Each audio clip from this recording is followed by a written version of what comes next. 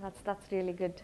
Um, Makes huge difference. So hi, I'm Praveena Fernandes. I work for Neo. I'm a software engineer at Neo. Today I'm going to talk about interpreting relational schemas into Neo4j. The talk is also going to have a demo. And this morning I broke my glass, so it's quite fancy like this. So if I'm like squinting or something like that, like bear in mind that it doesn't have one of the things that's supposed to have. So yeah, we just have to roll with the punches today, don't we? Cool. So that's my Twitter handle at Praveena Shekhar. Be nice to me. Yeah, we covered this. So I'm going to talk about Neo4j ETL today, and specifically about this one tool that we released recently on open source, and it's open for contributions, where you can interpret MySQL schemas into Neo4j. So how it does that is just two simple steps. It interprets the schema as graphs and does the import itself. So that's all there is to it. So you basically have a graph database, like a data schema in MySQL. You select the schema that you wanted to interpret. So if this is the ER diagram that I generated of the Northwind database, and if you were to import it into Neo4j, this is how it would look. So this is the entire schema, the ER representation of the schema into Neo4j using the, I don't know whether you guys have tried the latest procedures. So this is just one of the procedures that I had invoked to generate the schema representation of your graph database. It's called db.schema, so that's the procedure.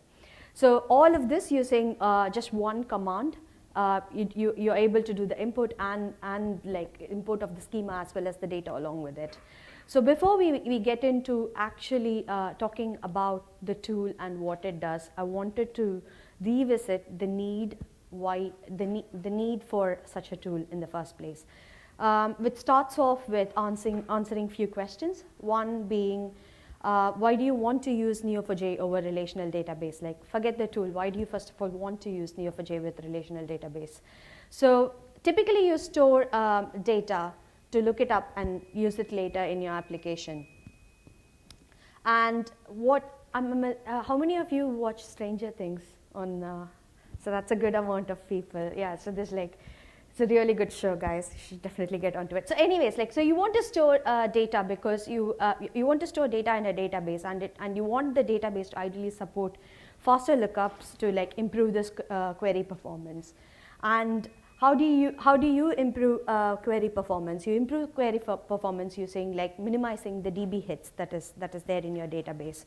So there's an interesting thing around how do you minimize it in the first place, which comes which gives you an insight into how graph modeling happens, or how any relational database is modeled as well. What you want when you try and organize data into the tables, the relationship. I'm getting a feedback. Sorry.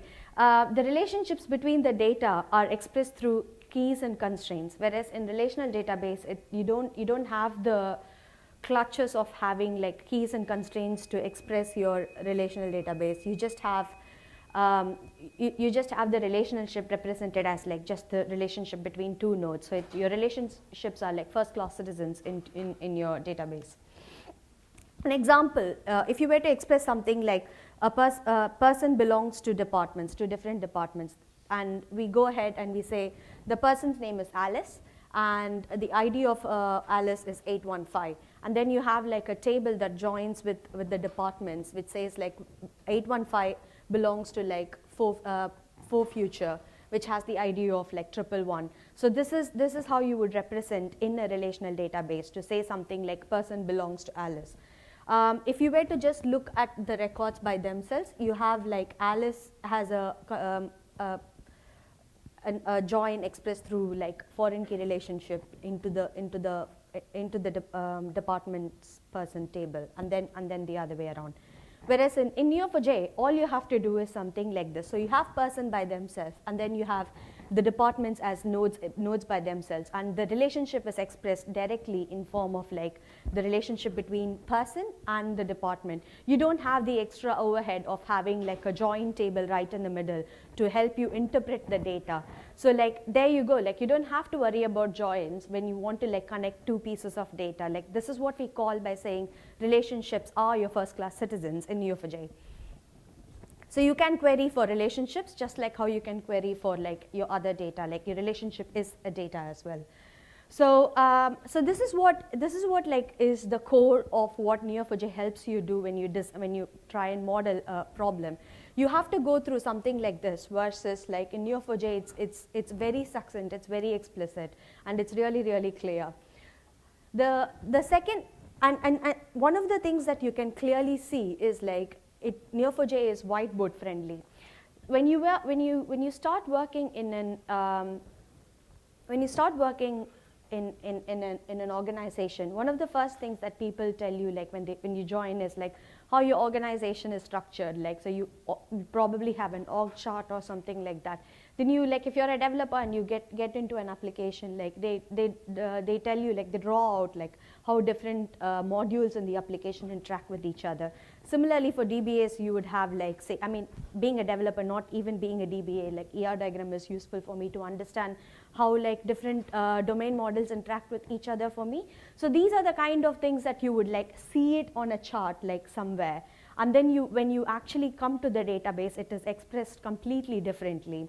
So let's see like why that happens and what all led to that. First thing when you join, like we talked, whatever I said earlier was what we define as a conceptual model.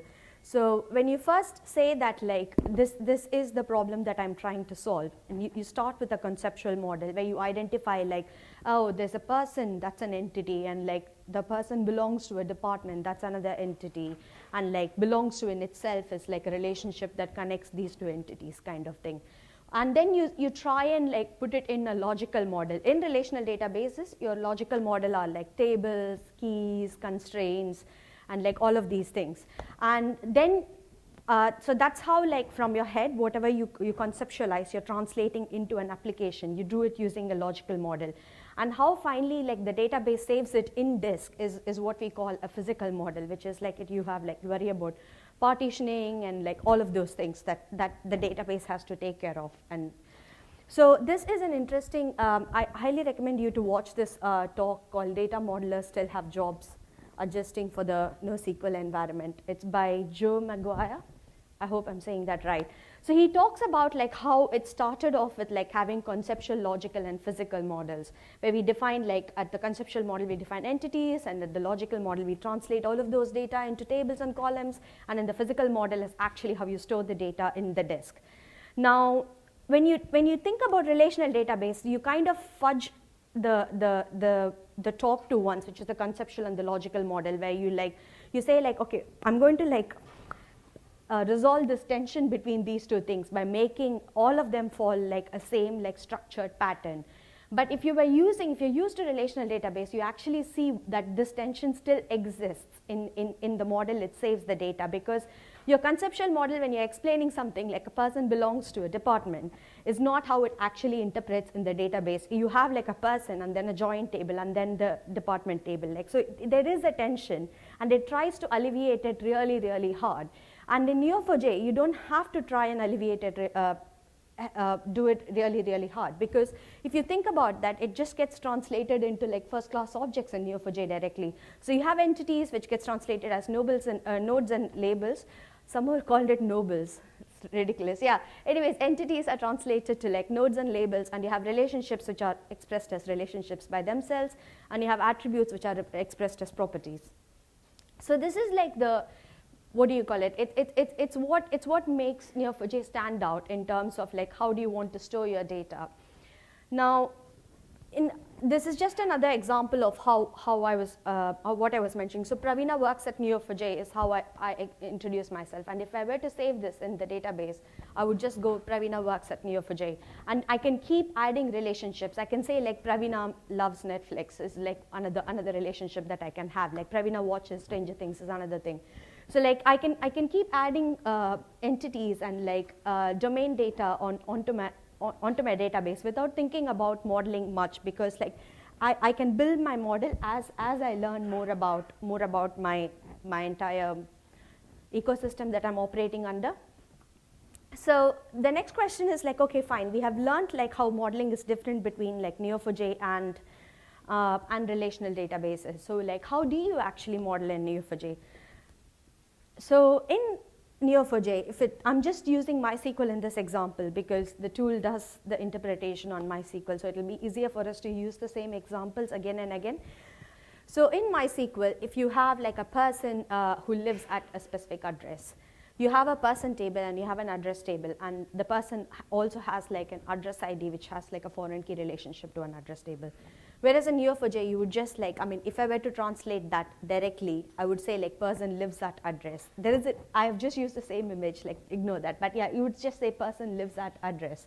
You wouldn't actually like have like a person with a property which says address ID and then like go look up that address node there. Like you don't have to do it. Relationship, you can just put them directly into it. So that's like a simple join that you would have.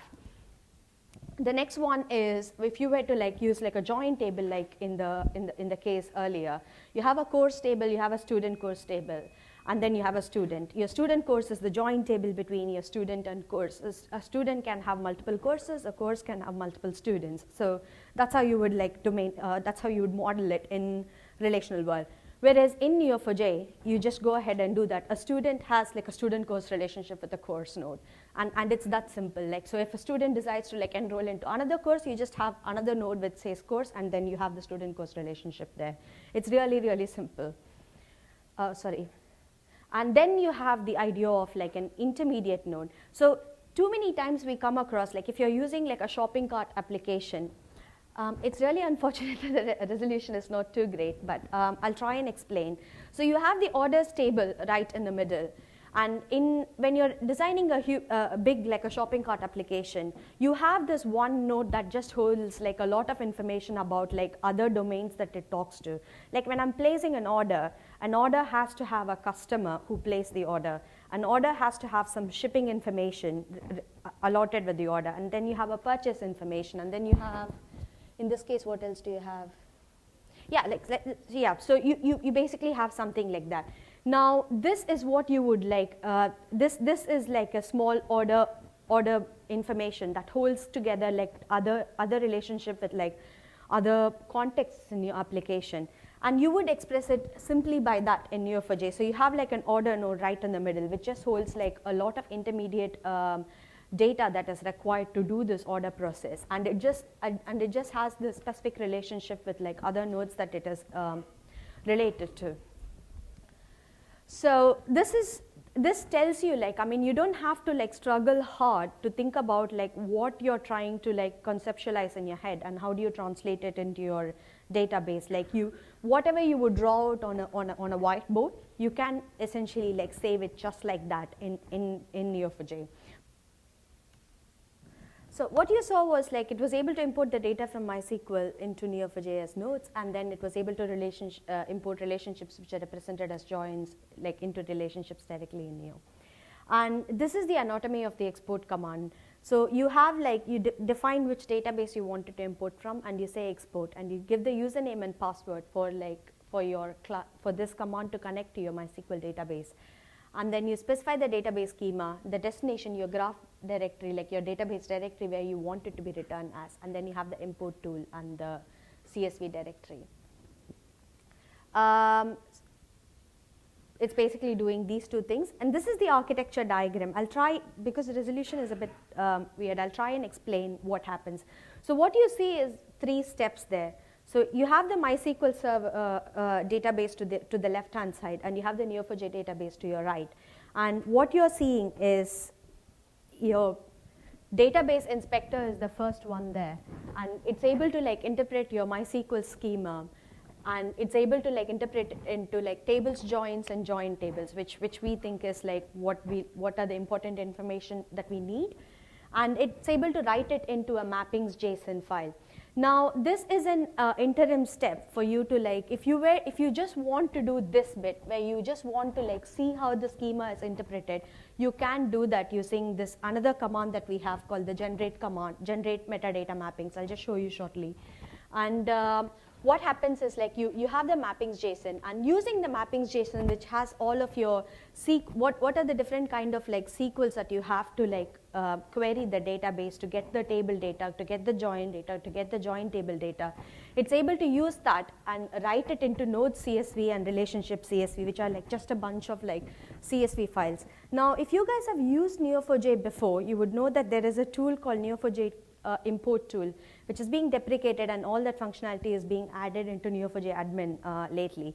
But you do have a tool already that where if you were to like give it a bunch of CSVs which represents nodes, and if you give it a bunch of relationship CSVs which represent relationships, then it can simply do the import. So what we have done here is basically reuse the tool that's available already out there to like use the generated CSVs and import it into Neo4j. The idea for us is that like you should be able to like stop this application anytime in between here. Like you should be able to like intervene at any of those points, which is the reason why we created the generate command between here and then this one here. How do we interpret the schema? So I thought it's useful to share that because I feel like it's the important thing that is required, that's very, very interesting about this tool, where you see actually how complicated the data is like in terms of interpreting. So you have like, we did cover all of these things. So all tables data is getting imported as nodes, unless if it is having like a join table relationship. In a join table relationship, you don't want like student to have like a student relationship with like a join table, and then from there you want to go. What's the point of doing that in Neo? So what we decided that we would do is actually import that as a relationship, and instead have all the properties, such as say like in this one you have an extra property called credit here, which we would just add it to the relationship in this case. So it does the auto import of the schema for you wherever you require it. And then it does handle the intermediate node as well, because ideally like you can say that in this case, however, you have an order ID which is a primary key, but many times you would see like when you have like an intermediate node, it doesn't have like a primary key, or it doesn't uniquely identify itself. It actually does it using a bunch of composite keys, like where you say I have like orders, but it is uniquely identified using the customers, order details, shippers, purchase information, all of those things. So in that case, we interpret that node as an intermediate node, and we just have like all the relationships span out from there. We talked a bit about the mappings JSON. This is how the mappings JSON looks. So you have, I have taken a sample mappings JSON. There's a book table, and it says this book table has been identified as a node here, and it gives you the SQL statement that it uses to query the book. And it uses and it also says that this column is getting mapped into this property, and it just goes on like that. The important thing there is that like from this mapping JSON, because the SQL is already identified, you can use it easily to write into CSVs, which is what is happening at this level, and it picks up the CSV here and writes it into the CSV folder. And this is the Neo4j import tool, where if you were to look into the Neo4j import, you define it like, you say that these are the nodes that I have to import, and these are the relationships that I have to import. So it's a really simple tool in terms of how you want to like pipe like functionality all together, and you don't have to sit and do the nitpicking bits. You can do it all by itself if you want to use the export command, or you can just use the generate mappings file to just have a look at how the mappings would be represented if it were to be represented in Neo4j. So I did already show you this. This is how the migrated DB would look. Now, the tools that we had used to enable this is like we were initially writing our hand-rolled SQL, but it didn't make any sense, which is why we started using JDBC. And we do use Neo4j import tool. Like, so both of these things, you guys know how to use it. So like if you feel like you're missing something, you're free to go add it. So next question is like, great, this is really nice. You have shown so far inputs about MySQL. What about other databases like Postgres or Oracle? We sadly, I have great news, good news, and bad news. The great news is that like the tool. Let's go with the bad news. We actually don't have any other support apart from MySQL. The great news is that it is open source, and the good news is that like it's open. We do accept contribution, and like it's really nice that if you guys could contribute to it. Neo4j loves open source. Our group product is an open source product, so like please go ahead and contribute. And it is designed for extension. We had big plans. I mean, we still have big plans for this ETL tool, and we hope to like. We get a lot of questions around like, oh, is there a tool that does this? And we have started work on this, and we would absolutely love if any of you could contribute to it. So as I said before, it is done in stages, so it is open for extension. We use JDBC. We have like all of these places where you can intervene and like make things happen. Like you can, for instance, take the mappings.json and create like a visual tool to like represent how the mapping would look like. You don't even have to import. If you were to do it like for your, say you're preparing like a paper and you just want to like show it to someone, you could like go ahead and use this tool and do that. If this doesn't cater to your needs, you still have our old tools that we have in place, which is like load CSV, APOC procedures, and like Neo4j import in itself. You could just go ahead and use and like try out Neo4j. Like please don't let this one like stop you from doing so. And you always have Slack and like our GitHub users groups and things like that for you to ask those things. So in conclusion, I just want to reiterate this. People interpret like the world in like predefined structures, which is how like we make sense of like a very complex system. So structures help us do that. But when you try and adapt to like structure your like entire ecosystem into like relational databases, you often are you do come across like how constricting it is to do so, like for extension. If you were to add a new model, if you were to like, you have to think about normalization, you have to think about other things, which is why Neo4j does best of both worlds in my opinion, where like it embraces structure and also embraces the anomalies it has, like where if you were to like just go ahead and have a one-off case, it lends easily for you to be able to do that. I hope that I had convinced you to like go try out Neo4j and Neo4j ETL and like just let us know what you think about it. Like, and it's a really nice product. Adapt predefined structures and rules and be forgiving when like rules don't apply. Like that's how the world works. There's no reason why application shouldn't work like that. These are the guild links that's there. Please go ahead and yeah, thank you.